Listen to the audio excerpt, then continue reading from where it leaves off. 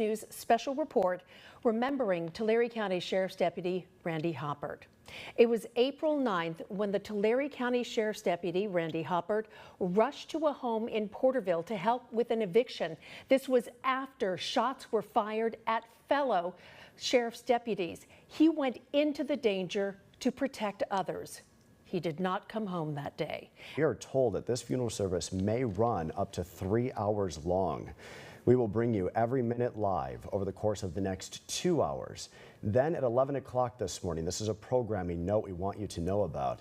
Due to Champions League Soccer, we will move our continuous commercial-free coverage from television over to our free streaming app. That is the KC24 CBS 47 Plus app, so you don't miss a minute of this tribute this morning. That app, it is available to download for free. You'll want to do that right now so that at 11 o'clock you're able to switch over seamlessly on Apple TV, Fire TV, Roku, and Samsung.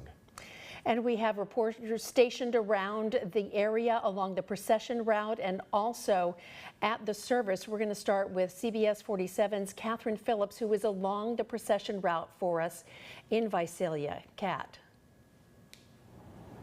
Catherine, Brian, yeah, we're on Caldwell. We have a view of the church as well as where the procession route will take place. Take a look. You can see a lot of cones over here. This is where we expect to see them come later on today. And I just want to show you kind of where we are and give you a sense of the scene, because I know you're not here and you can't just feel what we're feeling here in the air. It just feels quiet. It feels emotional. It feels somber. We know that, you know, this is going to be a very heavy service for a lot of people. Take a look outside the church. Even the sign setting the scene for us. We honor Deputy Randy Hoppert. And I don't know if our photojournalist Orlando can zoom in just to see how many law enforcement agencies are already outside of the church ahead of the service that's expected to begin in about an hour or so. The security here is heavy. We can see lots of officers all around, as well as officers that, from what I can appear, are just here to make sure that everyone here is safe. And take a look over here as well. These two fire trucks, they were here last night in front of the church. They've now moved to Acres Street here in Visalia. That big American flag draping over them. That was kind of what we first saw when we got on the scene today when we were driving down from Fresno. When we got close to the scene, got off the highway, got to Acres Street, and we saw this. We knew, okay, we're here, we're at the church. This is about to begin. I mean, just take a look around. We're still seeing people show up. You see a family crossing the street now, coming over to be a part of this funeral service. And as I said, it feels heavy. It feels emotional. It feels quiet. You know, there's a lot of people here, but we're outside. Everyone has their indoor voices, for lack of a better term. It feels emotional. And for this community, it's been almost 3 weeks now, but it feels fresh, and it feels fresh for a lot of people here. And, today we are expected to see a lot of support from other law enforcement agencies. That's something that Sheriff Mike Boudreaux has spoken about at length that's really made a difference. Just to give you a list today, I was writing things down as I got here about who I saw pulling up. We saw, of course, our local agencies like Kingsburg Police, but we also saw a San Diego Sheriff's truck. We also saw a Tehachapi Police Department truck. We are seeing people from all over come to this funeral today. Yesterday, I was at the viewing, and I saw a Los Angeles police officer who wanted to come here today. So, Brian, Catherine, I mean, it is going to be a long event. We are just getting word about the program and kind of what we can expect to see. We understand that we are going to have lots of speakers, including members of Deputy Hoppert's family, speaking here today about his life and, how they hope he's remembered. Brian, Catherine? Kat, thank you so much. Yes, listed to speak this morning will be, for the very first time, Deputy Hoppert's wife, Ashley, 4 months pregnant. We'll hear from her during this funeral service this morning. Kat, thank you so much. And that, just to give folks an idea, this is along West Caldwell Avenue. That will be the procession route. It's about 3.5 miles, a little more than about 10-minute drive between Seltzer and Diller Funeral Home down to Visalia First Assembly Church. And joining us now in studio is Brent Stalker, a retired lieutenant with the Fresno Sheriff's Department. And also, Lieutenant, you also lost a partner in the line of duty 25 years ago. So you've got some special insight into what it's like to go through a loss like this, and also to be a part of a department who's had such a horrific loss as well. Thank you for joining us today. Absolutely. Thank you. Let me ask, how important is it to have the community support, and also from not only the community where you live and serve, but also law enforcement community as well? Well, just with the community where we live, it's so important because our job is so difficult. And I don't know if people realize, I mean, literally on any call a law enforcement officer goes to, you can be shot and killed, just like what happened on this incident. So just to have the support of the community, to know that they're behind us is extremely important. And with law enforcement, it's you know, unfortunately, when you have a funeral like this, you know, you get law enforcement that come from all over the state and sometimes out of state. And it's just a nice gesture and a nice thing to do. And, you know, it's a long ways for law enforcement officers to go, but to show that support is extremely important to us.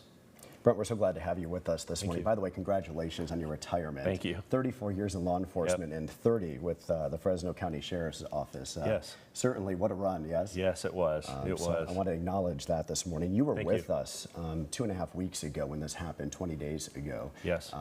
I'm curious what your initial reaction was when you heard. The last time the three of us were here at this table, we were discussing the loss of Selma, police officer Gonzalo Carrasco. We're going to talk about Gonzalo a little bit as well, but your reaction when you heard of what happened in Porterville? Sadness. Yeah. Sadness. I mean, it's just, you know, it's just so tragic because, you know, I hope that, you know, law enforcement officers can go their whole entire career without something, you know, tragic like this happening, but unfortunately that's our field. And so, again, it was just, it was sad. It was sad when I heard about it, and just to hear that we lost another law enforcement officer in the Central Valley. Because also, too, we were referencing earlier, your partner was shot and killed on duty as the two of you were responding to a call, and in some cases this was, how dangerous is it when your call was a burglary call? This was an eviction. In some cases, it may be considered, you know, these calls happen a lot. You do this as part of your job. But how easy is it for something like this to just take a turn of 180 and become a deadly situation? Unfortunately, extremely easy. You know, we handle so many calls for service, you know, a day, and especially the eviction deputies, but you just never know. You never know, you know, what you're responding to or who that person or what that person's intentions are. And so, unfortunately, it's very easy to have somebody turn or just for some reason, you know, want to hurt a deputy.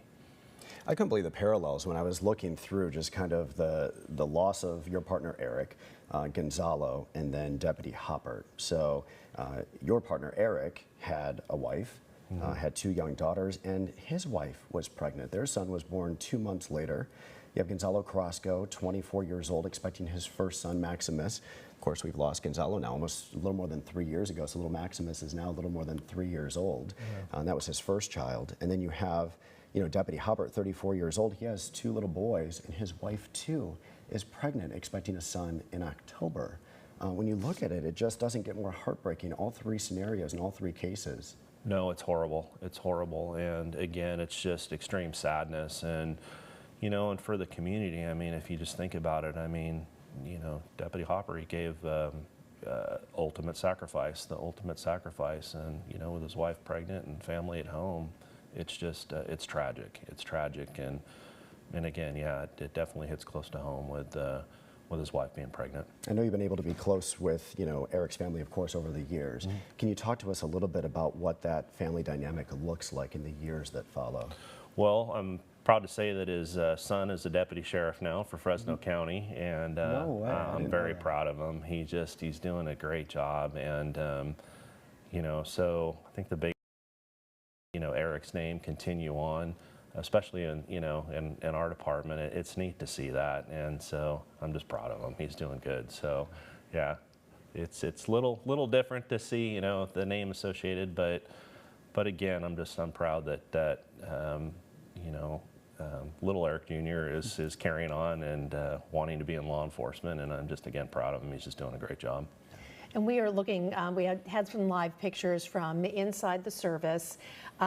This is at Visalia First Assembly of God, and this is where the service will be held. The start time is scheduled to begin at 10 a.m. There will be a procession from the funeral home to the church. And we had seen CBS 47's Catherine Phillips along Caldwell Avenue, the community turning out. And we're going to also check in with CBS 47's Medeiros Babb. She is live at Visalia First, where this service will be held. Medeiros. And so, Catherine and Brian, I'm standing out here in front of the church. You can see where this procession is going to come through. Now, obviously, the community, family, friends getting ready to say their final goodbyes. You can see just how many different law enforcement agencies, but really just first responders are out here in Visalia today. I saw also some law enforcement all the way from San Diego County. Now, there's also Fresno County. There is also Tulare County Fire. You can see things are about to get underway. We are told that there's going to be about 10 minutes, and then this is where they will welcome the body of Deputy Hoppert here at the church for that service that is expected to begin at 10 a.m. Now, they're taking a little bit of a break, as you can see, but they were getting ready for everything that is about to unfold here. Now, there are hundreds of officers from sheriff's departments, also from different police agencies. Like I said, there's Fresno County Fire, Tulare County Fire. I also saw City of Tulare firefighters as well. There are Tulare police, Tulare County Sheriff's officers that are here. They're all getting ready for this service, which is expected to last a couple of hours. Now, obviously, something like this does bring a lot of emotion. Just a little while ago, you saw with Catherine Phillips that huge American flag. Now, we are also expecting a flyover to get underway pretty soon as well. We will continue to follow that, but a very somber moment out here. You can really just hear the silence and just the amount of sadness that is in the air. I also caught up with Tulare County Sheriff Mike Boudreau, who says he will be on his way shortly. We're hoping to catch up with him as soon as he does arrive at the church. But for right now, everyone getting underway to say their final goodbyes. Catherine. All right, Medeiros Babb for us. Yes, and of course the sheriff is scheduled to speak this morning. That flyover that Medeiros mentioned is scheduled for 9:47 this morning. The funeral, which is, we're told, to run about 3 hours long, will begin at 10 o'clock this morning. Scheduled to speak this morning is Pastor Peter Anderson. He will begin the eulogy this morning. We also expect a detective vigil. We're not entirely sure what that will consist of, but that is scheduled second on the list of speakers. Deputy Hoppert's wife, Ashley, to speak in third in line, as well as Lieutenant Kenneth Jones, which I'm told is a dear friend of Deputy Hoppert. State Attorney General Rob Bonta is also scheduled to speak, and in the conclusion of speakers today, we will hear from Tulare County Sheriff Mike Boudreau. Our CBS 47's Ben Morris is at the funeral chapel where that procession will begin. Ben, is there a turnout of folks out there as well to start this procession off? Guys, we're slowly starting to see some people trickle in here. Just to our west, we've got a few people just beyond the bushes with American flags out that way. But if you look behind me here, you can see deputies starting to line up in funeral attire. They're waiting for the casket of Deputy Hoppert to be loaded into the hearse there, and we are continuing to see law enforcement agencies from around the region. Recently, we just saw Orange Cove drive by here to join this procession. We've got Visalia police officers and, of course, Tulare County deputies continuing to come out. This procession will last roughly 4 miles to make its way to the church there where the funeral service will be held. I know you guys talked about it. This is just a completely tragic, horrific incident. We were there in Porterville that day, and this man loses his life after that hours-long standoff. A 6-year veteran of the department, a military veteran.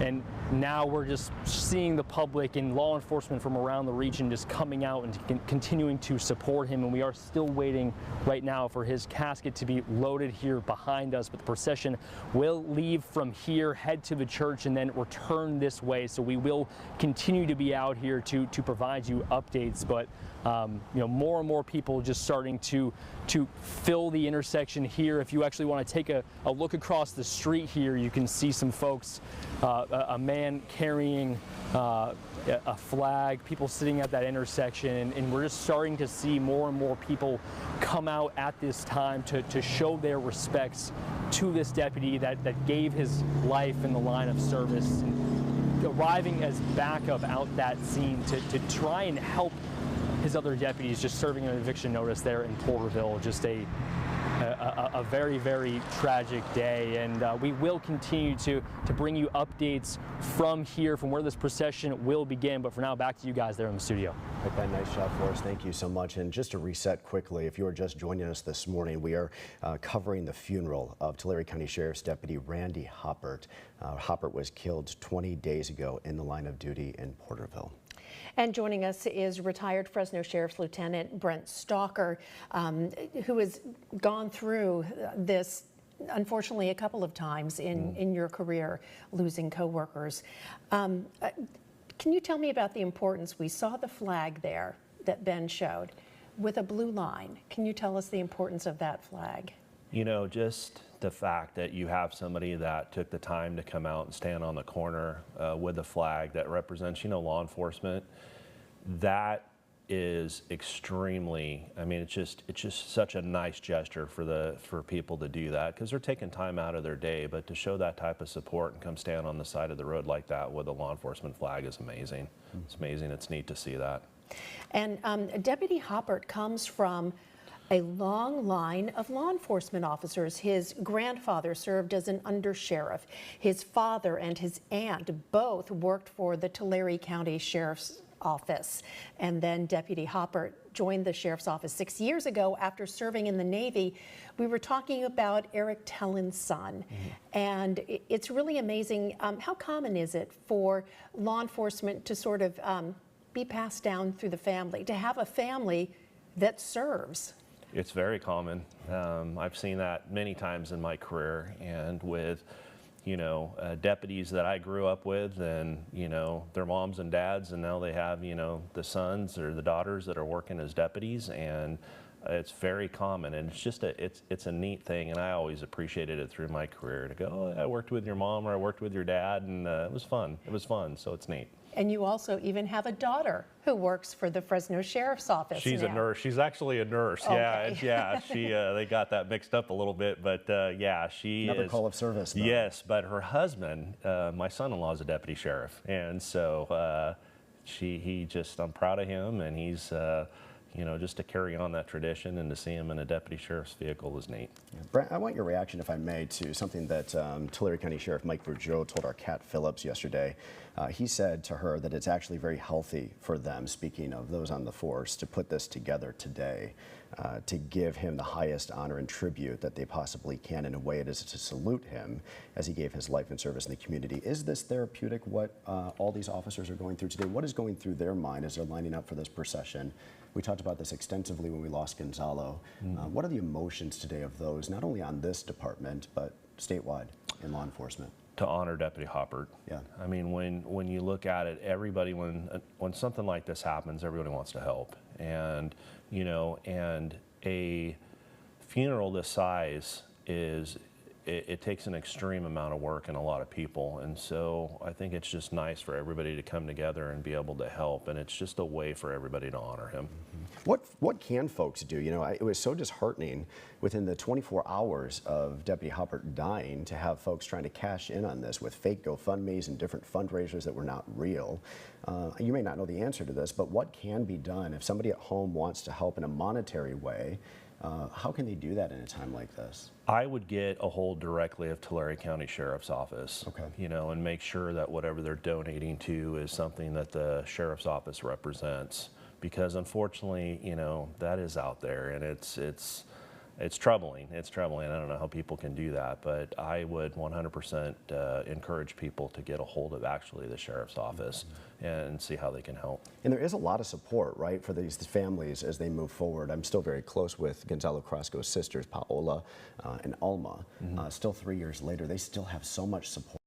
Not only law enforcement, but also just the community still 3 years later. And I think that's very important, because the funeral comes, and then after the funeral's over, it's important to just have the community to be there over the next couple of years, and just again, just to remember them.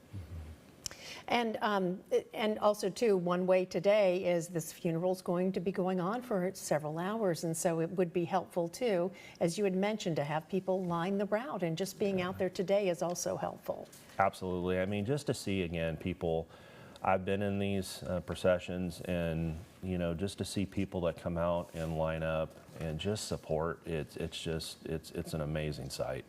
How hard is it as a deputy when when your worst fears are realized and somebody is shot and killed on the job?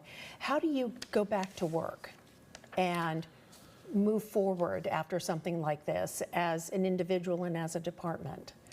Well, our whole career we train, and it's always in the back of our mind that something tragic like this can happen. And you hope that it won't, but we try to train as much as we can and to avoid it. But we know in the back of our mind that unfortunately this is very probable. And I think with that mindset, it's hard, but again, you realize you've got a job to do. The community is still relying on you to answer the calls and to keep the community safe. And so, you have to move forward. You have to move forward. The department has to move forward and, continue on providing the service for the community. And you also teach at the academy too.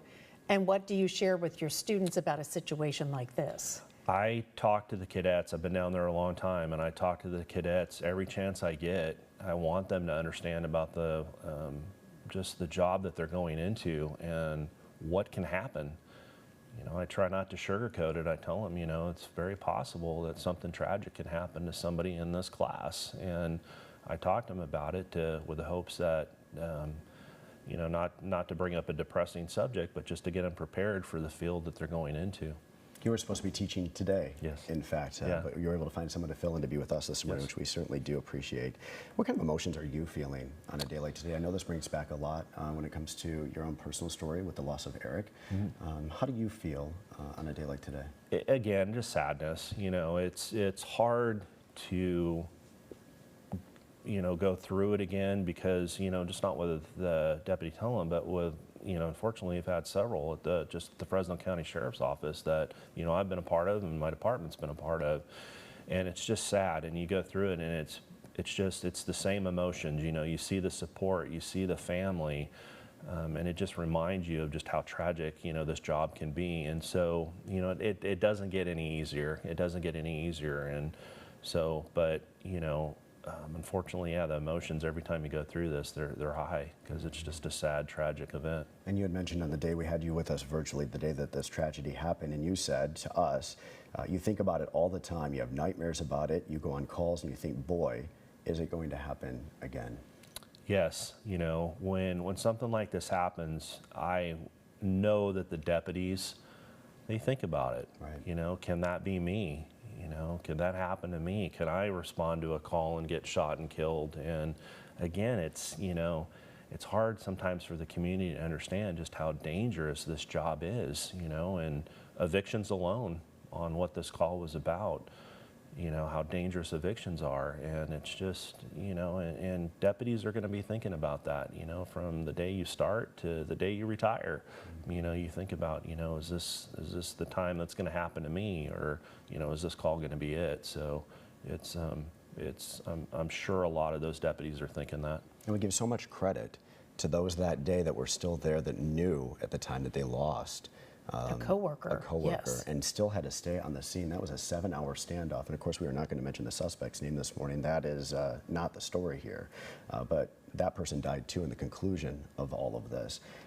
But these folks still had to work side by side for a very, very long time that same day, knowing they lost one of their own. I can't even imagine what that would feel like. That would be like somebody on our team passing away and us still having to do news that night with, and we would, but how horrible that would be, that feeling of it.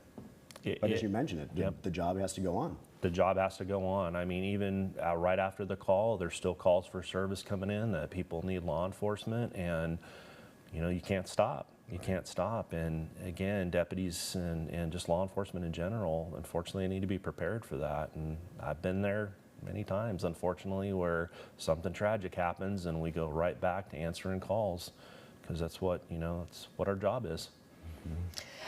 And we are going to we're working to get some live pictures because we understand that the procession is about to start again. The service is scheduled to begin at 10 a.m. at Visalia First Assembly Church. And as you can see, mourners are beginning to file into the church. There will be a procession down Caldwell Avenue from the funeral chapel to Visalia First Assembly Church. And Brent, I wanted to ask you too, within a department, when something tragic like this has happened, you had in your career the death of Eric Tellen, Dennis Phelps, Joel Wallenmeyer, and other deputies injured. What does the department, how do you proceed going forward? Is there counseling offered for members, for deputies to kind of help you work through this? 100%, and Fresno County Sheriff's Office is excellent at that, you know, just like I would imagine most of the departments in California, because it's important. You have to be able to sit down and talk to somebody about what happened, depending on how your involvement is in the call. It could be, you know, directly involved to just, you know, somebody that you may have worked with. So counseling is very important. We do debriefs. I think just the big key is to talk about it, and try to work through it. We're looking at live images here of the procession that is getting underway. I believe that this is going to be right on time this morning. This procession was scheduled to begin at 9:30. It is 9:27. You can see that we are about to begin a flyover scheduled for an exact time of 9:47. That will happen at the church. There is about 3.5 miles between them, between Seltzer and Dillard Funeral Chapel and Visalia First Assembly Church. It is about a 10-minute drive. Our Ben Morris is live for us at the beginning of this procession. We also have our Cat Phillips live along the procession route, and our Medeiros Bab live for us this morning at the church. The doors of the church opened at 8 o'clock this morning. Folks there on that end are already filing in this morning for this service to begin at 10 o'clock this morning and to run for several hours. And we have seen from Ben Morris's live shot there at the funeral chapel that there are people lined up there at the start of this procession. Catherine Phillips showed us that along Caldwell Avenue, people have already gathered, waiting to pay their respect as Deputy Hoppert's casket passes by, and people also gathered at Visalia First Assembly to also welcome him as his casket arrives at the church for this funeral. And again, we're looking at some live pictures of the supporters from the community who are lined up to pay their respects to Deputy Randy Hoppert, a 6-year veteran of the Tulare County Sheriff's Office. Before that, he served in the Navy, and he comes from a law enforcement family. His father and aunt both served with the Tulare Sheriff's Office. His grandfather served as undersheriff of the Tulare County Sheriff's Office. So a long tradition of service from this law enforcement community to this law enforcement community in the South Valley. As we continue to look at these live images, Deputy Hoppert did serve, yes, in the Navy from 2010 to 2015. He was a hospital corpsman serving alongside the Marine Corps' 3rd Reconnaissance Battalion during 2 deployments. His greatest pride and purpose in his life was his family, leaving behind his wife, Ashley, whom we will hear from for the first time during this funeral service this morning. Their 3 sons, Austin, Everett, and unborn son, Levi. Ashley is expecting Levi in October. His parents, Stacy, and Randy, his sister, Haley. And we are going to check in with our reporters along the route. Medeiros Bab is live at Visalia First Assembly Church, where the funeral will be held and where mourners are filing in. Medeiros. Yeah, Catherine, you can see that they are getting ready for this procession to make its way to First Assembly here in Visalia. I'm going to step out of the way to give you a look at what we're seeing right outside of the church. Again, it is expected to start around 10 a.m., but what we are told is just in a few minutes we will see the casket of Deputy Hoppert come through. Now, we're also seeing the sirens in the background of the different fire trucks that have been set up near that American flag. You could also see the California flag, as well as the Tulare County Sheriff flag, and also the American flag there, including remembering the life of Deputy Hoppert, who did respond to that call about 3 weeks ago. Now, there are hundreds of law enforcement officers that are standing here, including just Now, I saw law enforcement all the way from San Diego County, but really from across the entire state that are here, including Los Angeles as well. Now, there is also Tulare County Sheriff's deputies that are here, also Fresno County. We saw firefighters from all across the valley as well, really showing a united front to support brothers and sisters as they go through this mourning process and say their final goodbyes to Detective Hoppert. Now, I would say there are probably around 300 to 400 officers that are behind me that you cannot see, but like I said, a united front. I was there during the funeral as well for Carrasco a couple of years ago. A similar showing to what we saw in Fresno with the number of people that are here to lay to rest Detective Hoppert. Now, there is a lot of silence outside of the church here, a somber moment as many are even bowing their head, just remembering the life that was taken too soon. Again, he does leave behind 2 children, and his wife was pregnant, expecting another baby soon. Now, as we were saying, I did catch up with Tulare County Sheriff Mike Boudreau, who is a part of this procession and is expected to arrive pretty soon as well. We're also expecting a flyover to happen over the church.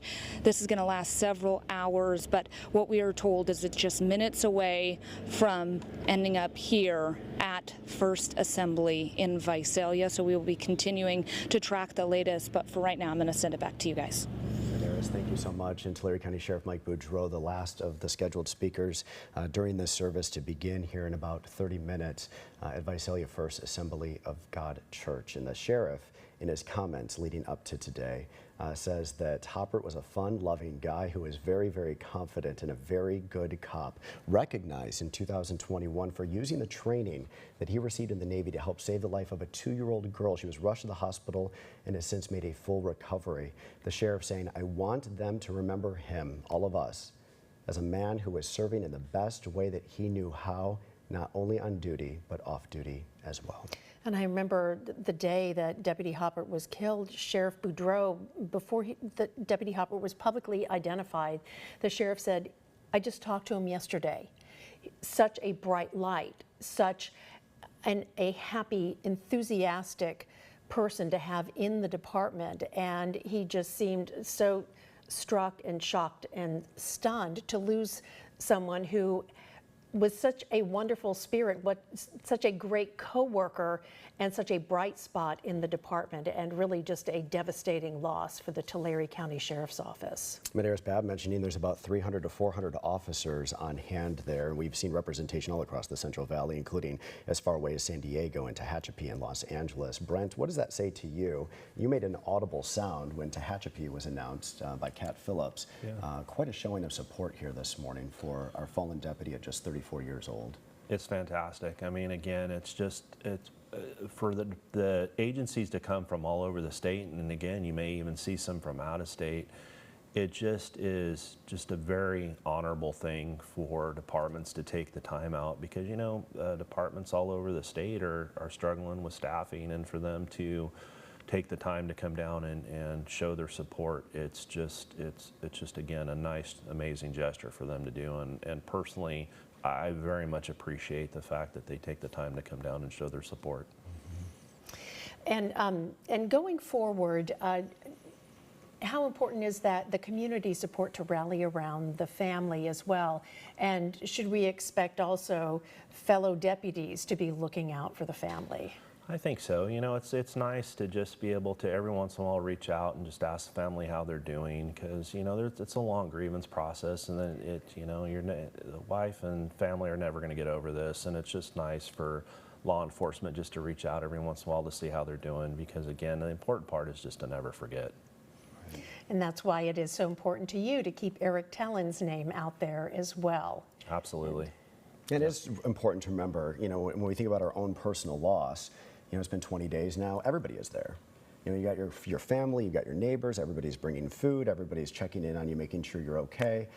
This is a long road. This doesn't just end after a month or two. This is years and years. This is awfully heartbreaking for their sons, Austin and Everett, and of course for Levi, who hasn't even been born yet. This will carry with this family for the rest of their lives. And it's important to remember that that support will be needed long down the road, long past today. Today is great. Today is part of healing. Today is like the first day, I think, for all of us when it comes to healing, from community to family. But man, this is going to be a long, long road, isn't it? 100%. Yeah, it's deputies, family. I'm hoping community they'll be thinking about this for a long time. And, just the Selma incident, people are still talking about that. And that's what makes me happy.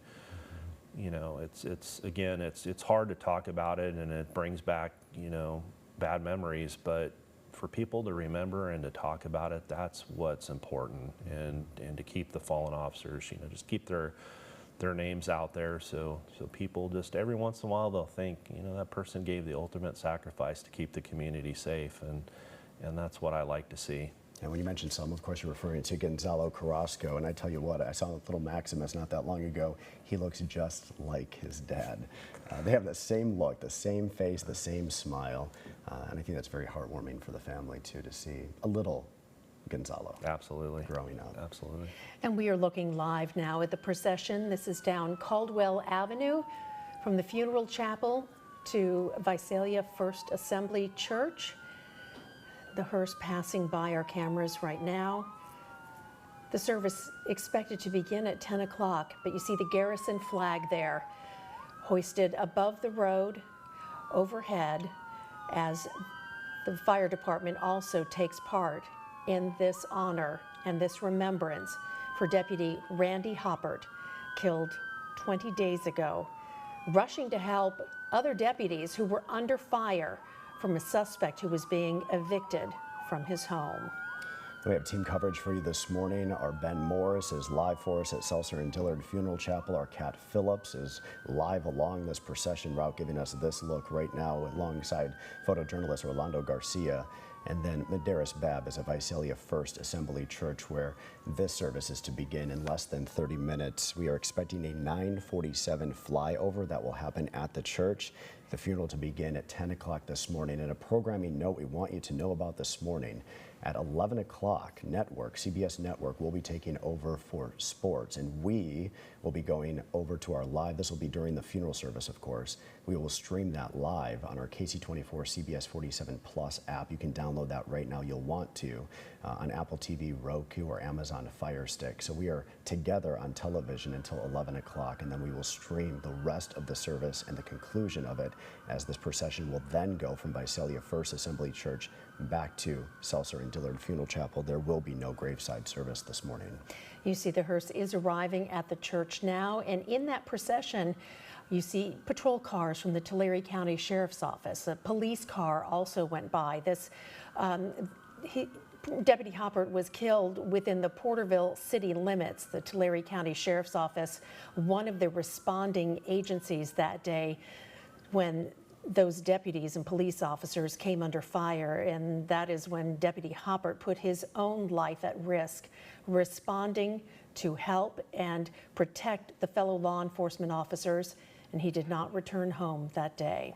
And to our control room, please let us know when Medeiros Bab is available for a live shot. She is there outside of the church for us as the hearse just pulled up to the church. This was about a 3.5 mile, maybe a little bit more than, give or take, drive from Seltzer and Dillard Funeral Chapel to Visalia First Assembly Church, about a 10-minute drive.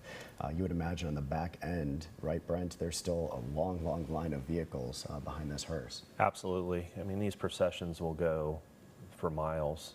And again, to see that, it's a sight. It's a sight to see all of the law enforcement officers. And again, I've been in several of those, and to not only see all the patrol cars and all the law enforcement agents inside, but to see all the people on the side of the streets with the flags and just showing the respect to law enforcement. It's an amazing sight. Brent, what do you expect to hear this morning from Tulare County Sheriff Mike Boudreau? I think we're going to hear just great things about Deputy Hoppert.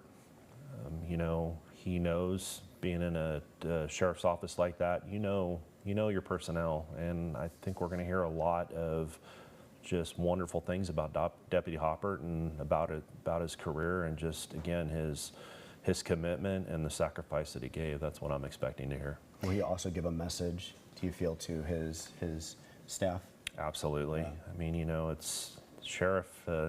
leader of the department, and to get up and say something at the funeral is absolutely, I believe he is not only going to be talking about the deputy, but to the deputies that work in the department as well. And the thing, thankfully for Tulare County Sheriff's Office, the last time they had a deputy shot and killed in the line of duty, Deputy Kent Hawes, back in December of 2007. They have lost other deputies in a plane crash, but deputies in particular can be at higher risk because a lot of times that you are in a very large spread out area. It can be a high-risk profession because you don't have backup necessarily close by. A lot of times you deal with your ability to sort of cool down a situation, and so can it be a little bit more risky? I would say you were head of the unit that handled evictions for the Fresno Sheriff's Office, Yes. the civil unit. Yeah, and just start, I can't tell you how many calls out in the county I went on by myself.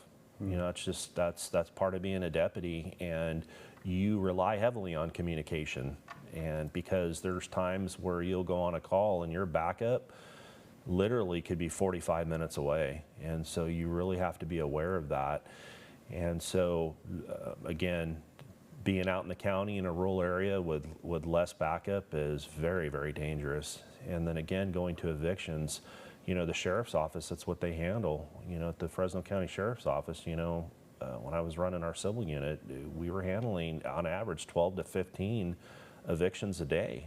And those have to move quickly because you have people waiting, for you on the next call. And so you get in there, you have to handle the eviction, handle the paperwork, and move on to the next one. And I don't think people realize it's a very, very dangerous call for our civil deputies to handle because emotions are high during an eviction. So again, when I heard about this call and I saw that, it's heartbreaking because, I've been there. I've been on these type of eviction calls, and for it to go sideways like that, unfortunately, that's something that 100% can happen on this. I think it is surprising because I remember conversations in our own newsroom talking about, gosh, I really didn't think an eviction would be, that dangerous. You think domestic, I think, at least for me, just being kind of heightened the emotions behind it. And then you look at situations like when you lost your deputy, Eric Tellen, you guys were responding to a burglary at a home in Dunlap. You look at Gonzalo Carrasco in Selma that was just responding to a woman that had called saying there was a strange person in her front yard. Poor Gonzalo didn't even take 2 steps out of his patrol vehicle before he was ambushed and killed. And then this situation, you had what seems kind of normal in an eviction that, just like you said, went sideways very, very quickly. Yes. And during the day, all of these were during the day. I'm not entirely sure about your robbery, if that was nighttime or daytime. It was but during the middle of the day, so in the middle of the afternoon. Yes. Yeah, and it just goes to show you just never know. You never know. And, and again, Deputy Hoppert was responding to, at this point, shots fired, and he's responding to that call knowing the danger of it. And that's the thing that people, I don't think, always understand. It's, when you get a call of shots fired, you've got to go. You've got to go, and you're there to protect the community. And again, I just think about what was going through his mind, and as he was responding to that call, knowing that something tragic can happen. Well, and to that I do want to mention, we had a neighbor that we interviewed. Remember this? John Alvarado was working from home that day and told our Cat Phillips, "I saw the officer that passed away come up. He came up a hero man. He came up ready to take care of business. He was not afraid to be in the front line, nothing like that." And that was an eyewitness that just said he saw him running towards danger, knowing that he was putting his life in jeopardy. And we are looking now live again at this is Visalia First Assembly Church, where Sheriff Mike Boudreau, and presumably next to his wife. I believe that is Ashley. And I think that is Deputy Hoppert's mother as well. To the side, so the family waiting for the arrival of Deputy Randy Hoppert's coffin. And just a heartbreaking day. And Brent, you were saying that this is really the tough part of this. This is the final farewell. It is to, again, be a part of this. Unfortunately, I've been there before, and to watch the casket come in, and then for me, the heartbreaking is the family. Watching the family, it's just, you just can't get over that. You know, you just watch the family and their reaction. It's hard to watch. Because they had no time to prepare for this. It isn't something like there is a long illness. He went to work as normal that morning and didn't come home, and they got that horrible notification that day. It's tragic, and it's just, again, it's just part of our job, and unfortunately our family is aware of that, and in this incident it happened. You know, you just never know. You could go to work and not come home that night. And as you mentioned, it takes a lot to put together a service like this, and so for this poor family, having to wait 20 days for this day, I can't even imagine what the past 2.5 weeks have been like for them. Absolutely, because you know, it's, again, this is important, but it's also important to heal, and you know, you can't start doing that until the funeral's over and all the planning is over. So this is a hard part. We want to listen in here because we were expecting this flyover. We have a 60-second warning right now. This flyover to happen at any moment at 9:47, and we don't want to miss this. We are at 9:46. Let's just listen in for a moment here as we expect this flyover at the church.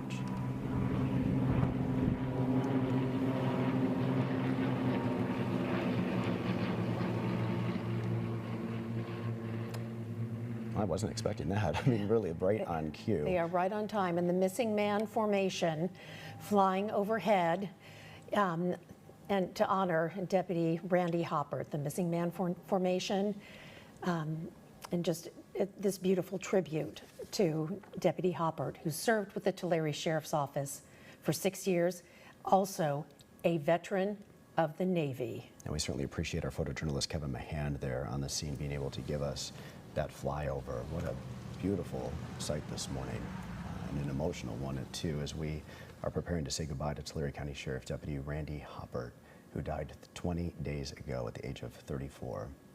The coffin now being carried into the church. The service is expected to begin at 10 a.m., scheduled to begin at 10 a.m.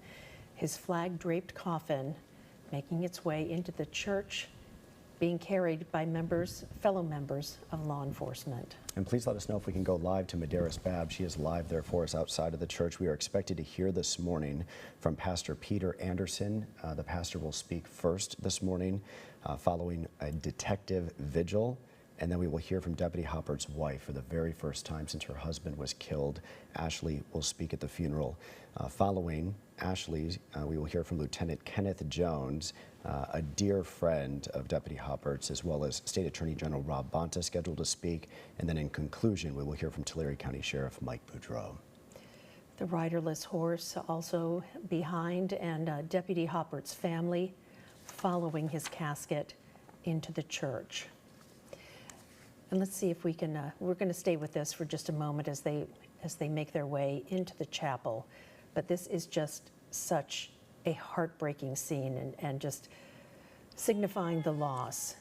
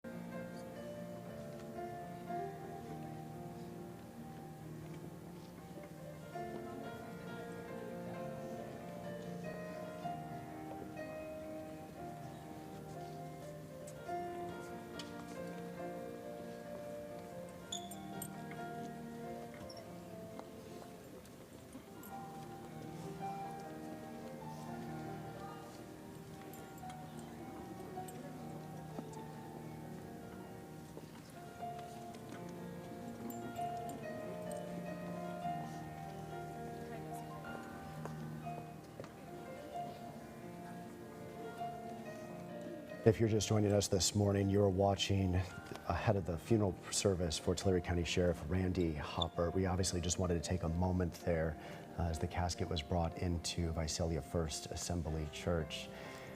I do know that our Catherine Phillips is standing by. The service is about to begin in 8 minutes. I wouldn't mind just checking in with Kat.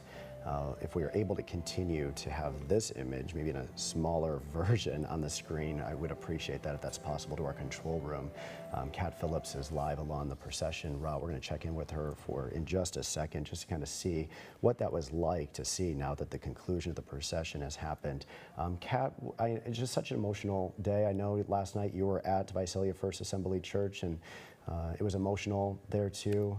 How are you feeling, and what was it like watching the procession go by your location there?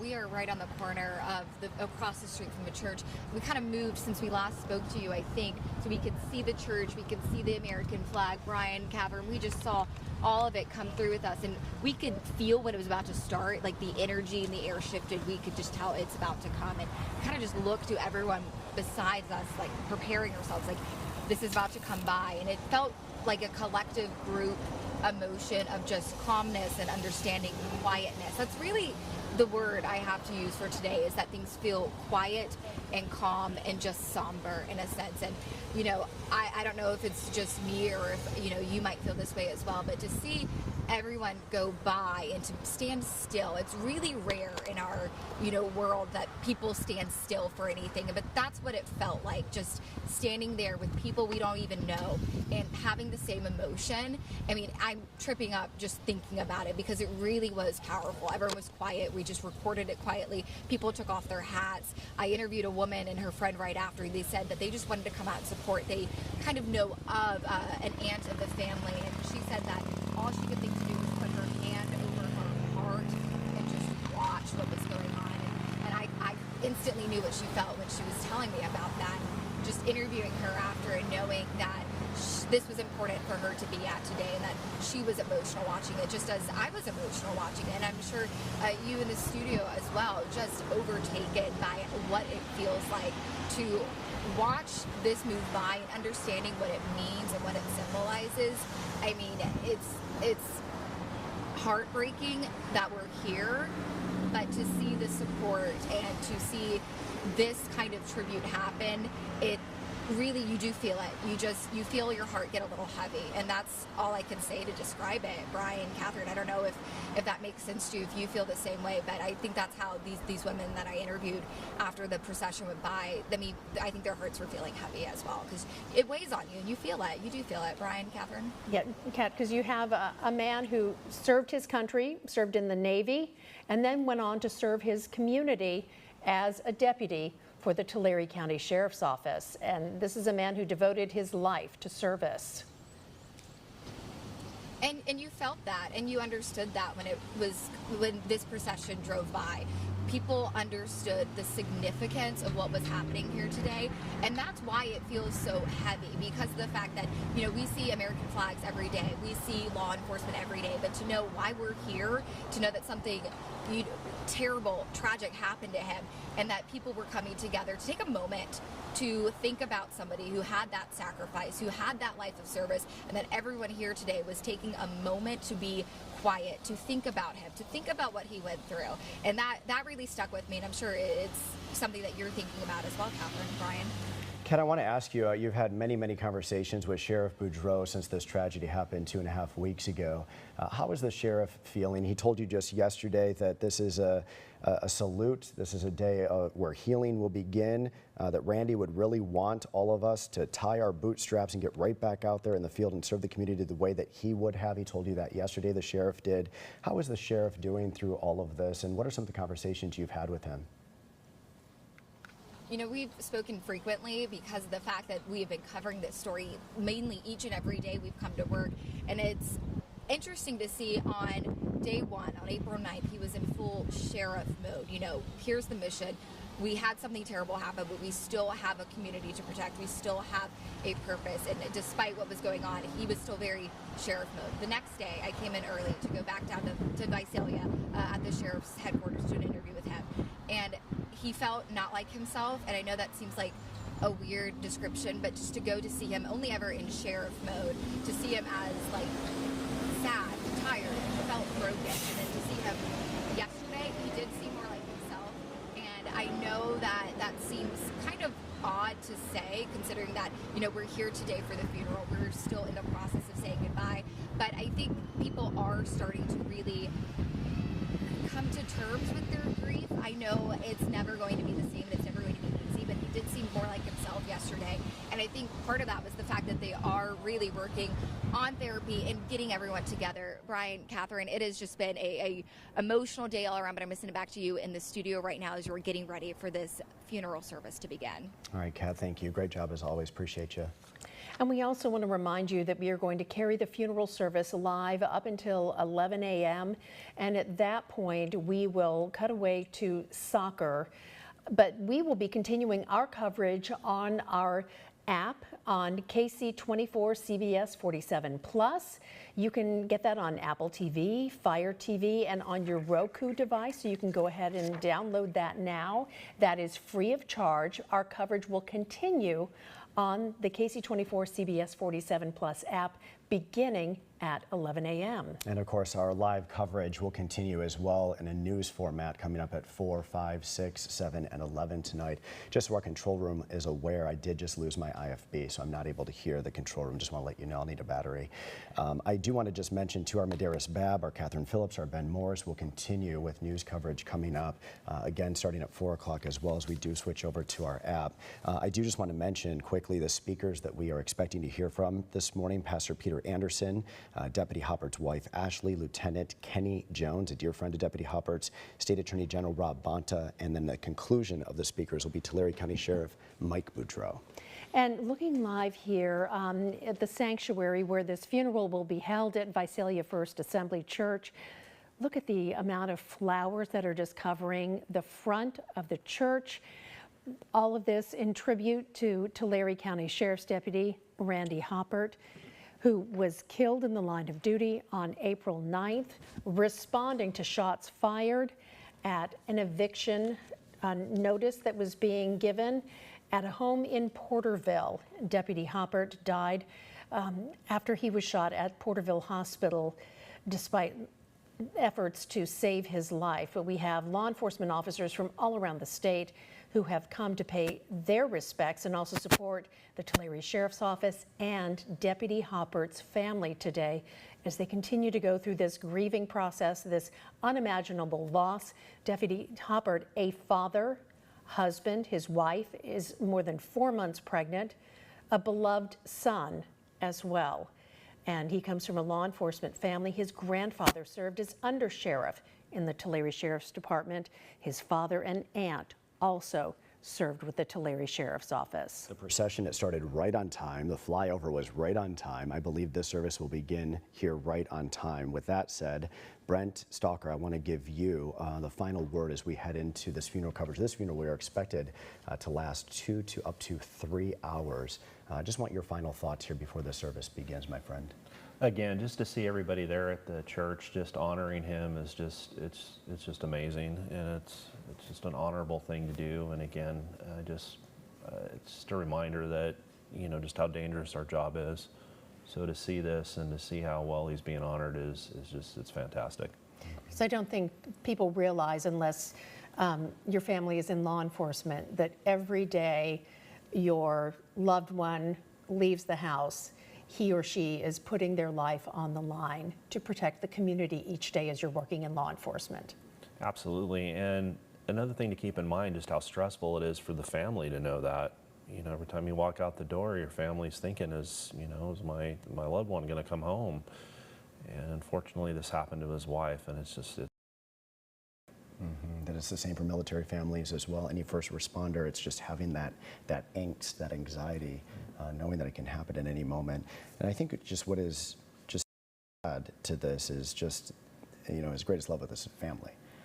His obituary mentioned it. The sheriff has mentioned it many, many times. It all goes back to his greatest pride and purpose. This was mentioned in his obituary in life was his family, his wife Ashley, their 3 sons, Austin, Everett, their unborn son, Levi, His wife is expecting a baby in October. That'll be little Levi. His parents, Stacy, Randy, and sister Haley, all left behind it, as you mentioned. His family deep in law enforcement in Tulare County. Loved the outdoors.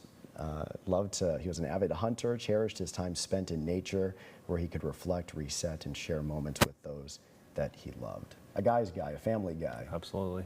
Yeah. Absolutely. And then was working his way up in the sheriff's department, was working as a detective as well when this all happened, and he answered the call to help when his fellow deputies and officers were under fire. And so after today, what can we expect kind of for the department moving forward? Is it the continued healing process, I think, from this? Is this the part of the start of the healing? Absolutely. And again, you know, business has to go on. And so, you know, after the funeral, there's going to be a lot of talk and a lot of thoughts remembering Deputy Hoppert, and the department has to go on. But, you know, I know deputies and law enforcement in that area are going to be hurting for a while. It's just, again, it's just not something you forget overnight, and they're going to be thinking about it for a long time.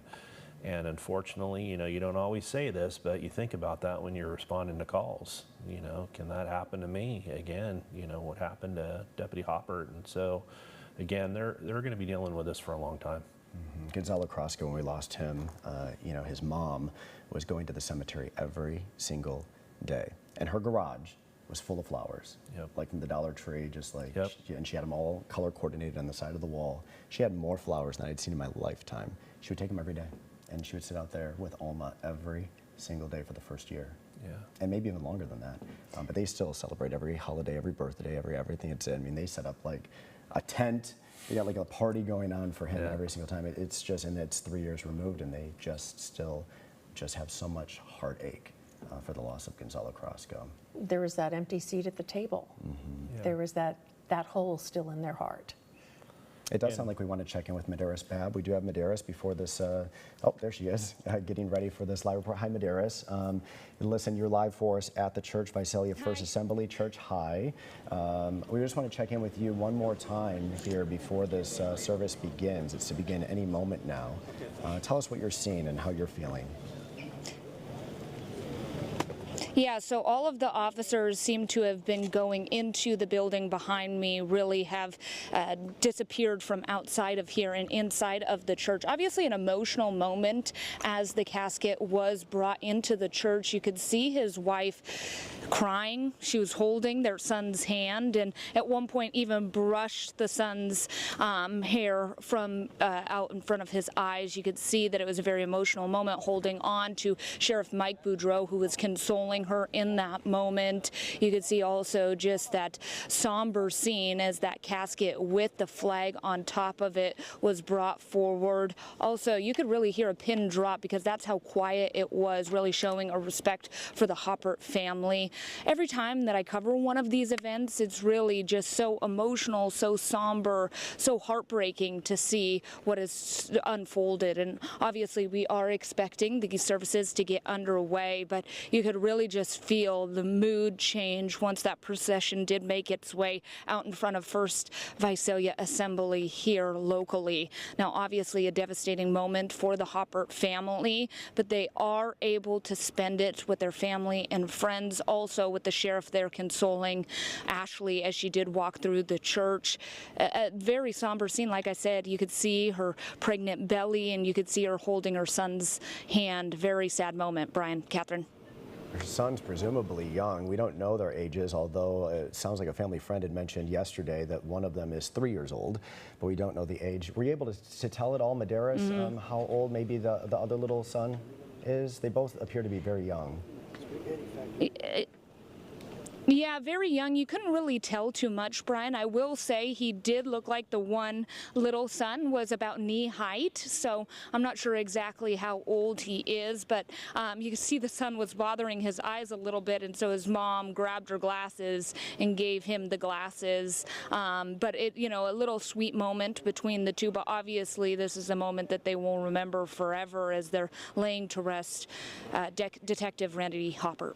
Yeah, Medeiros, thank you so much. And of course, she's referring to Austin and Everett. Those are the two sons. And then Levi is the one who hasn't been born yet, due in October. And these three boys, robbed of their father, they will grow up without him, but know that their father is a hero who gave his life to protect his community. But it's still just heartbreaking that the family has to go through this. And for Ashley, I can't even imagine as we bring in Brent, I mean, she's going to have to deliver a baby come October without her husband. I mean, the whole thing is just so heartbreaking when you think about it. And it makes you angry, doesn't it? I mean, the situation and what it was all over and about. The suspect died in the end of this 7-hour standoff, too. Nobody won in this situation.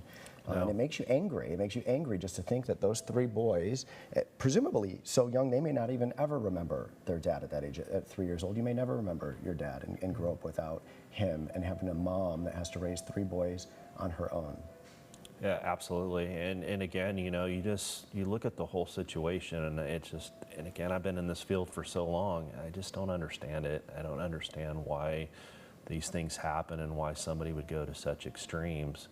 And again, everybody's life's affected now because of the decision of one person. And, you know, unfortunately for Deputy Hoppert's wife, you know, she's going to be affected, and the kids are going to be affected for the rest of their lives. And it's heartbreaking and sad. And one thing that you and I have talked before too is personally how you approach this and how you talk to your students as well about, think of all the calls that you go out on and how many times has this happened? And so how do you, in trying to prepare future law enforcement officers, you had told me that you think of the multitude of calls and how many times did something tragic like this happen? And then is that one way that you then get back to work the next day and back to work the day after that? Absolutely. I mean, you have to do that. You know, unfortunately, we're having a lot of law enforcement officers that are killed, but you have to also take into effect how many calls for service we do handle where it goes fine and we don't have any issues. And so for me, throughout my career, being involved on both sides of this, I always tried to keep in mind that, you know, I've had something tragic happen, but I've handled so many calls that went well, where people were nice and respectful, and you know, I try to encourage that when I teach to let the cadets know, you know, hey, this is a dangerous job, but don't forget there's a lot of good people out there that need us. Yeah, I'm curious to know, first of all, you just retired and you're already working again. Yes. You know, congratulations on your retirement after 34 years in law enforcement. You're supposed to be teaching today at the police academy, and you have a fill-in for you today.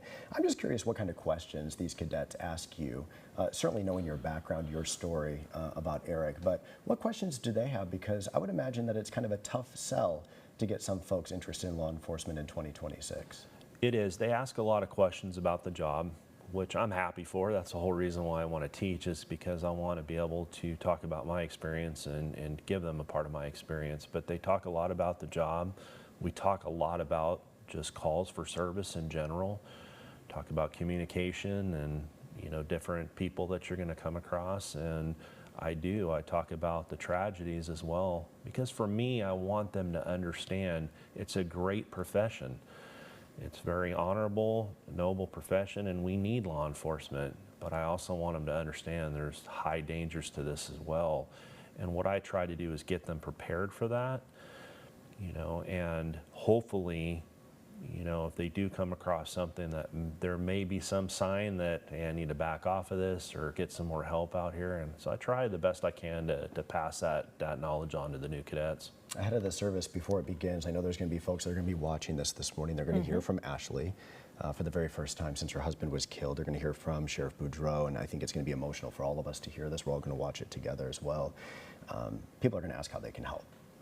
And so one way they can do that is to reach out to the sheriff's office. Yes. Absolutely, because you know there's a wide variety of things that either the family may need or the department may need, and so it's just nice to reach out to see how they can help.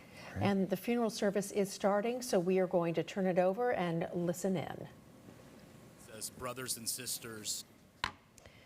We've spent the last few hours listening to incredible stories about Tulare Sheriff's Deputy Randy Hoppert, not just as a hardworking detective and Navy veteran, but as a man who was deeply devoted to his wife and sons. And we thank you so much for clicking on our free KC24 CBS 47 Plus app as we continue this special report as we remember and we honor Deputy Randy Hoppert right here on the free KC24 CBS 47 Plus app.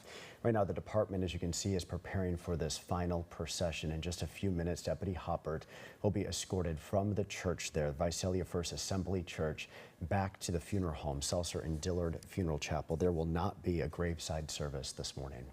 And really, we heard some incredible stories, and the most powerful from his wife, Ashley, who is pregnant with their third son. He has, Deputy Hoppert has 2 older sons, a third son expected in October. Ashley Hoppert said that her husband was not fearless, that he understood the risks and knew that this could come, but that he was the bravest man she had ever known.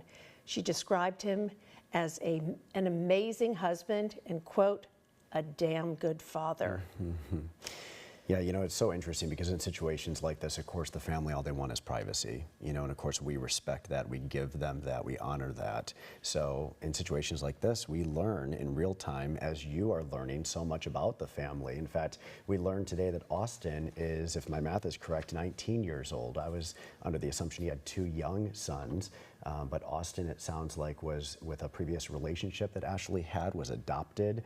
She said that he was 9 years old when they met. They met 10 years ago, and so that makes Austin 19 years old. We know that little Everett, as she called Rhett during the service, is 3 years old. And then, of course, the son that is to be due in October is little Levi. One thing that we just learned today from Ashley and from Sheriff Mike Boudreau was that Deputy Hoppert took the place of someone else that was at the scene of that eviction order that was being served as shots were being fired. We knew that Deputy Hoppert had headed to that scene. He ran into danger to provide assistance to other deputies who had come under fire, but we learned that he had taken the place of someone else at that scene, and the other person left, and at that point, Deputy Hoppert was shot by a high-powered rifle. His wife says nothing could have been done to save Randy and that she will never understand why his life was taken. But she also had a message for his fellow deputies who were there. She said she does not want his fellow deputies to question what could have been done. She said God did not take Randy's life, evil did. Let's go live now to our Medeiros Babb. She is live for us outside of Visalia First Assembly Church as the service wraps up, the service lasting a little more than 2 hours. Medeiros, were you able to listen into the service as well? If you were, what are your takeaways?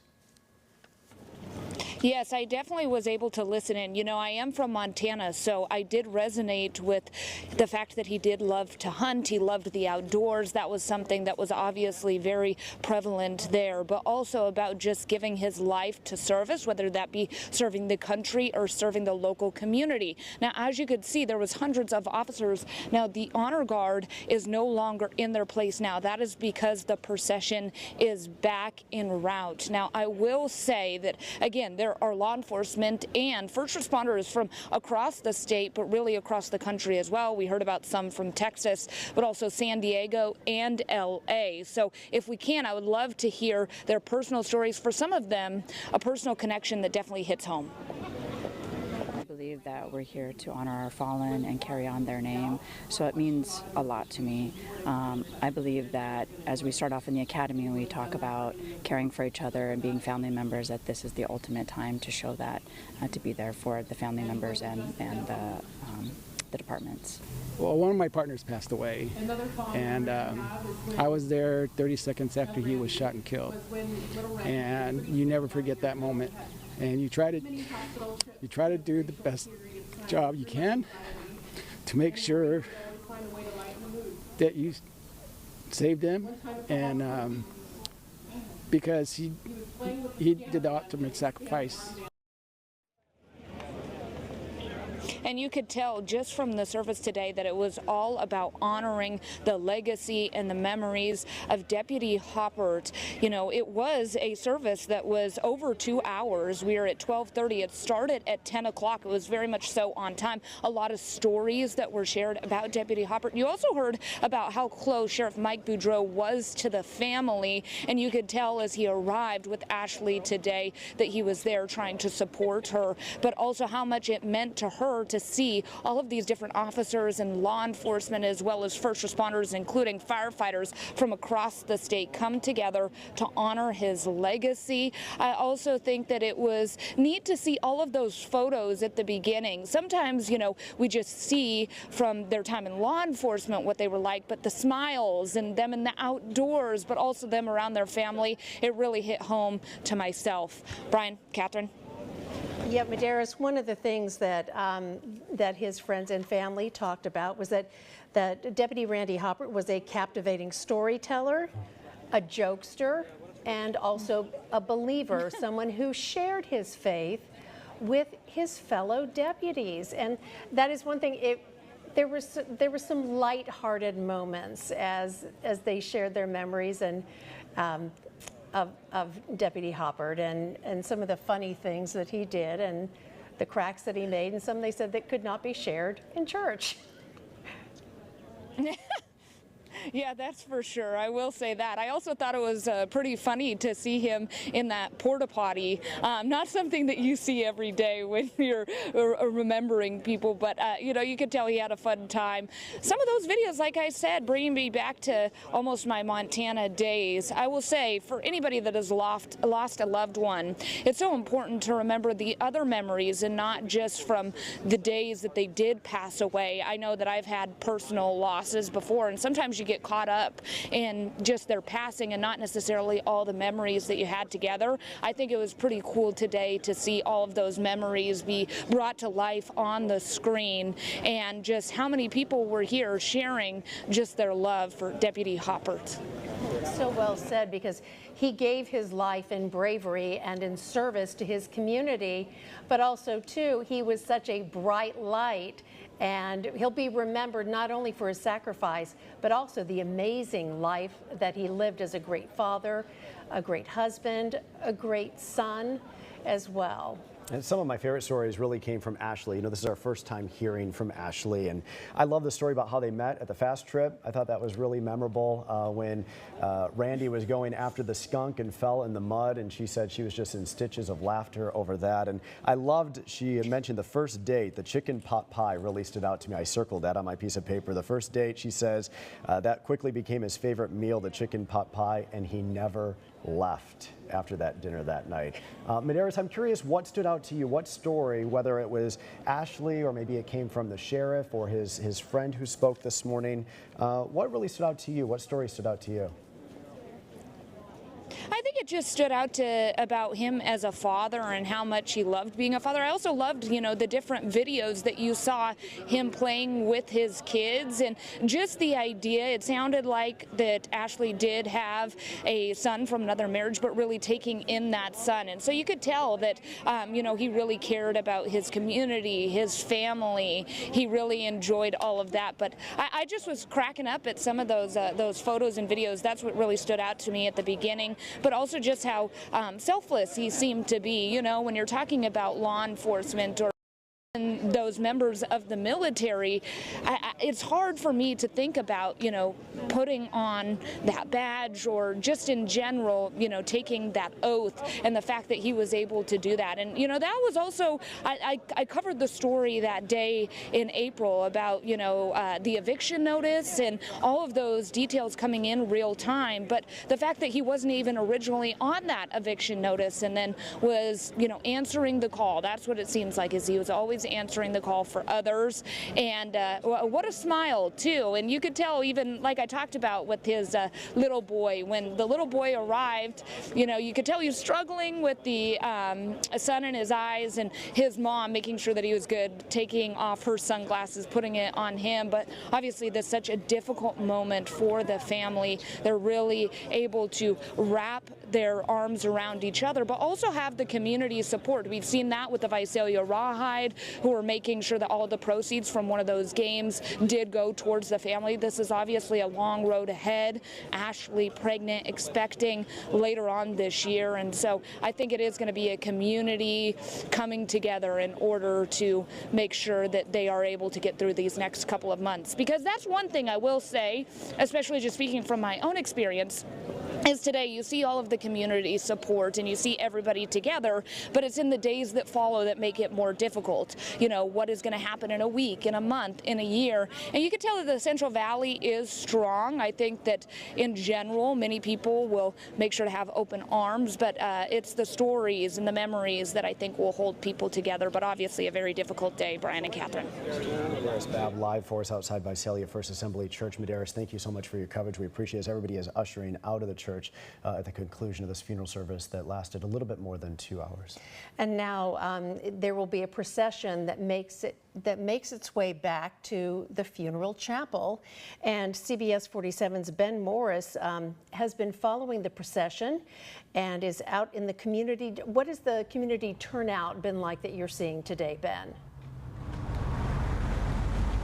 Yeah, Catherine, Brian, I mean, as this procession left here at Seltzer in Dillard, that's just across the street from us now here on Caldwell and Court, and we saw people start to come out. They were starting to line the sidewalks. We're starting to see some people come back along the road here just to see Deputy Hoppert and give that final goodbye that and thank you that he absolutely earned here in this selfless act, giving his life to protect others and try to bring that terrifying situation to a close. And they're really lining Caldwell Avenue from here over to the church, roughly 4 miles away, where the procession will make its way from. And some carrying American flags, others recording the procession leaving here, as I'm sure they will, heading on the way back, just like we were, of just this goosebumps giving moment, and many just there to take it all in. And one woman told us she just had to be here today. She says her husband is a Tulare County deputy and that she was listening to the whole situation, the hours-long standoff there in Porterville earlier this month on her police scanner. You just pray. I mean, you're on your knees praying. I remember when I heard, listening to the whole situation, and when I found out that Detective Hoppert lost his life, you lose it. It's devastating. And the tragic situation obviously affecting members of the department, their families, and the community. A community coming out to show their respect again today for Deputy Hoppert, a hero, a dedicated husband, as you heard, a father, family man, military veteran, giving his life for others in the line of duty. And once again, the procession will be making its way down here through Caldwell, the church roughly 4 miles away, so it will be coming down here. We will make sure to capture that for you. But for now, back to you guys.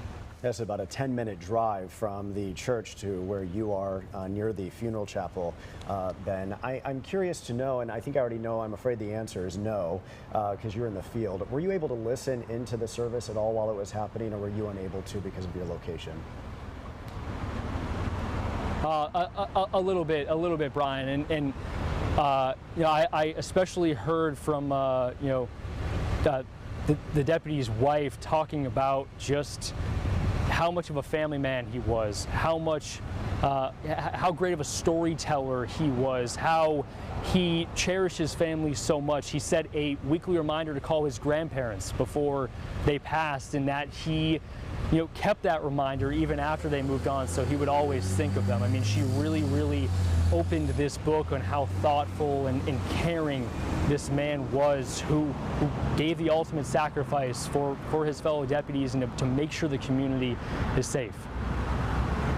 And one thing too, I appreciated those stories of the family man, and as you were talking, it reminded me of the story she told about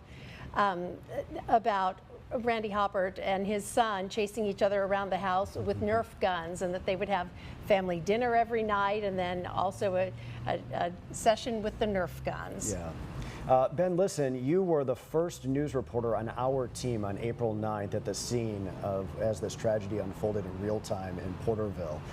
You've had 20 days now to process this from the front stages of the tragedy all the way to the conclusion as we start the healing process in the community, for the family, and for us, frankly, as journalists who have covered this. It's been gut-wrenching the past 2.5 weeks. How are you feeling, and what are your thoughts from point A to now point B?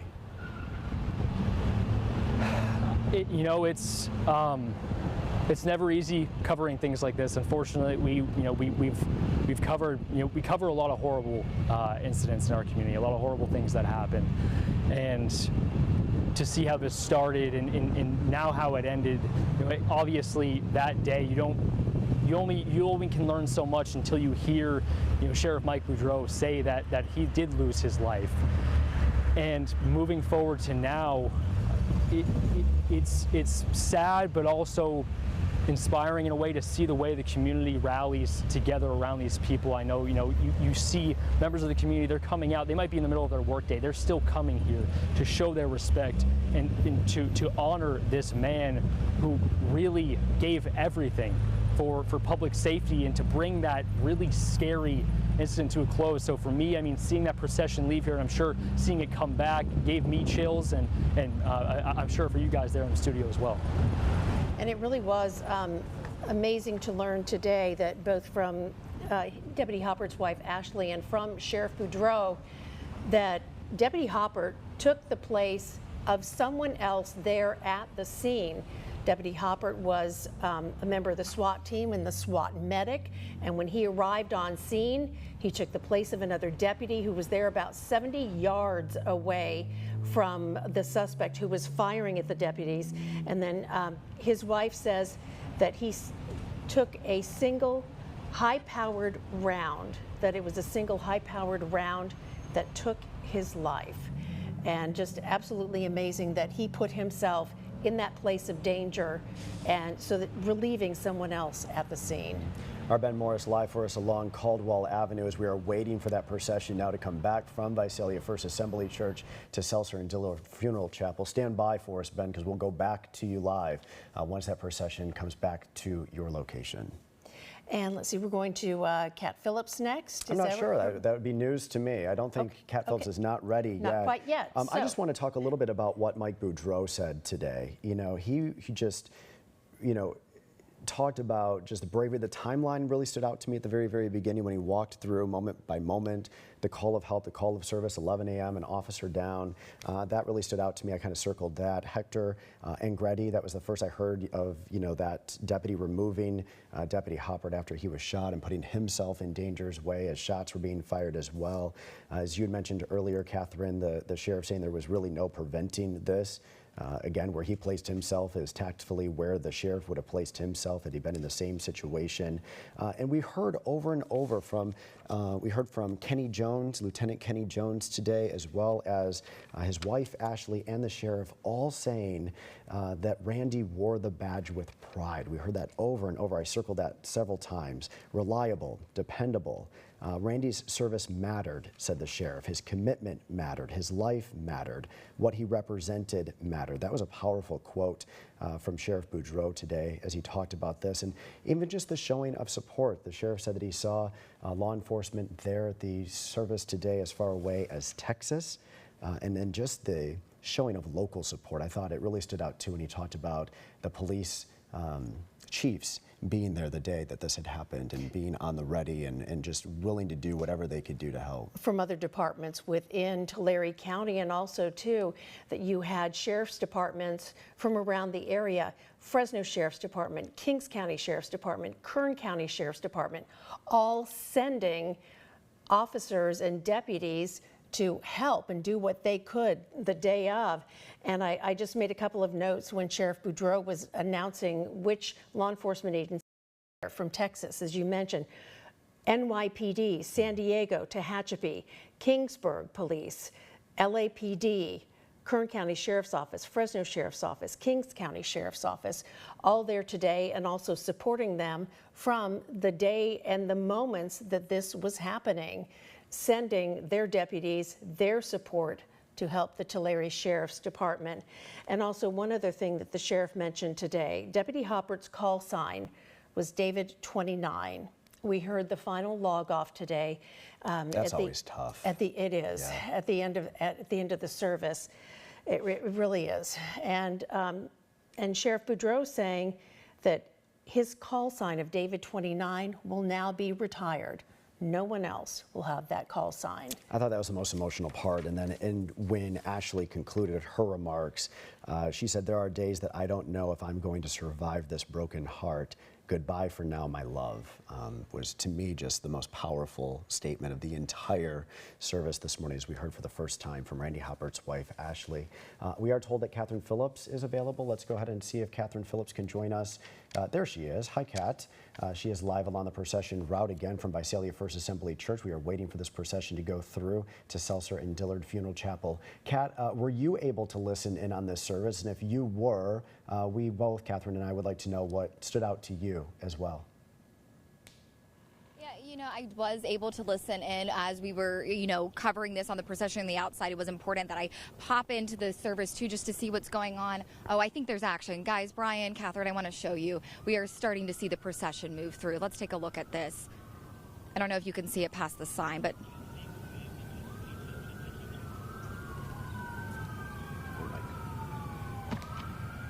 Kat, go ahead and share with us what you're seeing.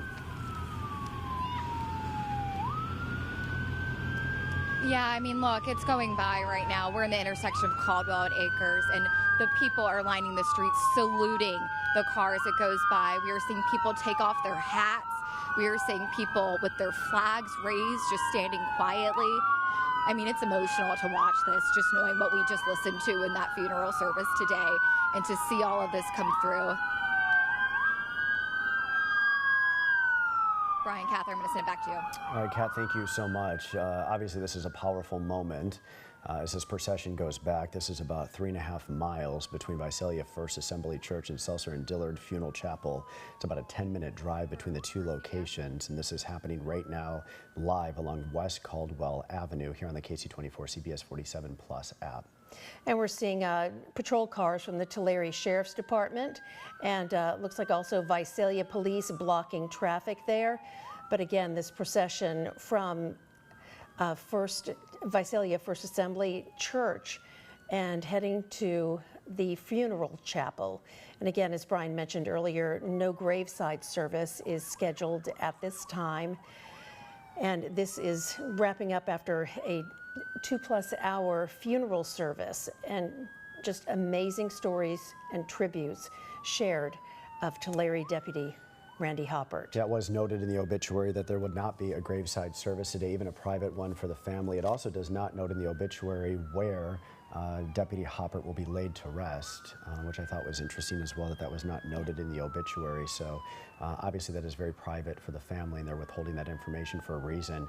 Kat, I know you're able to hear us. I know you've got obviously a lot happening there with some sirens going by, but it does look like this is the back end of this procession. I want to go back to the question that we originally posed to you as we were sharing stories, Medeiros, Ben, about what stood out to them during the 2-hour, little longer than service. What were some stories that meant something to you today that stood out to you that you heard? Yeah, Brian, that is such a good question, because a lot stood out. One of the things I remember taking notes on the most about was having Sheriff Boudreau put us in his shoes for the day, because to be a sheriff during this kind of event, I can only imagine what kind of responsibility you feel for every single one of the deputies on your department, and to know that something is going wrong, and that to have to hear him go back through his thoughts that day of at 11 o'clock this, at 11:03 this, at 11:01 this, and to hear him, recount that for us, and also to give us perspective of just how quickly everything went through, because we knew how quickly things had changed there because of what had happened on that day. But to hear it broken down like that, time by time, I felt that was a good reminder maybe for the public who are not in law enforcement to understand how quickly things can change in this profession. But then for him after the fact to recount him driving on the highway and seeing everyone going the opposite direction, and him trying to find his phone, but it's dead, and having to use the radio, to hear him be, vulnerable about what his experience was like with that was really eye-opening for me, because again, we see him as the sheriff of Tulare County. He is very, all about law and order, but he is at the deep of his core, he's very into, humanity and being a family guy and somebody who is there for each and every one of his deputies. So to hear him talk about his experience that day, it's not a perspective we had really heard yet, because on that day we talked a lot about what the deputies were going through and what it was like for the neighbors and everyone that was involved. And to hear him kind of give his perspective, that was something I personally hadn't heard yet. And I've done some interviews with the sheriff leading up to today. So to hear his perspective on that, I thought was insightful. Of course, also hearing from his wife, Ashley, somebody we have, been thinking about in our newsroom, I know, just because of what she is going through. To have her speak, of course, was hard to listen to because of just how emotional it was. I mean, when you were just recounting, Brian, you said the part about, I don't know how I'm going to get through this, but I love you forever, that last part that she said. I'm getting emotional rethinking about just how impactful that was. So just a lot of really impactful stuff for all of us. But, just from the law enforcement angle, to hear Sheriff Boudreaux go back through minute by minute, it was eye-opening to me to really understand how quickly this day changed for the department, for his family, and for, of course, the life of Deputy Randy Hoppert. Brian, Catherine. Yeah, Kat, Sheriff Boudreaux saying that this all started at around 10:40 in the morning, serving that eviction order. And at 11 o'clock, the call came out of officer down. So just in a matter of 20 minutes, just how things went from a process they do daily to a deputy losing his life, and then that standoff that went on for 7 hours.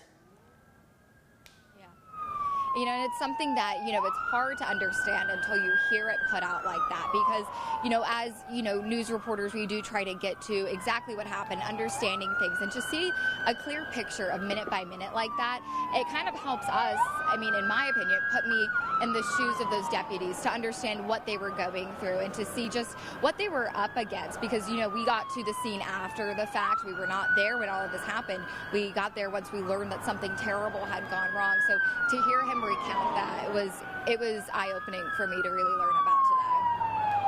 Editor Catherine Phillips live for us along Caldwell Avenue. Kat, thank you so much for your coverage. We appreciate it. As we conclude our coverage, we're going to go until 1 o'clock. We want to take those of you who are just joining us now on the KC24 CBS 47 Plus app back to some of the moments of the service. We have, I believe, sound from Randy Hoppert's wife, Ashley, as well as Sheriff Mike Boudreaux. I don't care which one we start with. We'll let the control room pick, but let's listen in for a moment from the service that happened just moments ago. Let's listen. The love and support you have shown our family has been nothing short of amazing. So truly thank you for everything. I've been in law enforcement for 14 years and I don't know that I've ever seen anything like this before. It's truly a testament to the people in our lives, the people of this community, and most of all, who Randy was. And that was new information to us, wasn't it, Catherine? I had no idea that Ashley was in law enforcement, and certainly did not know she was in law enforcement for 14 years. I didn't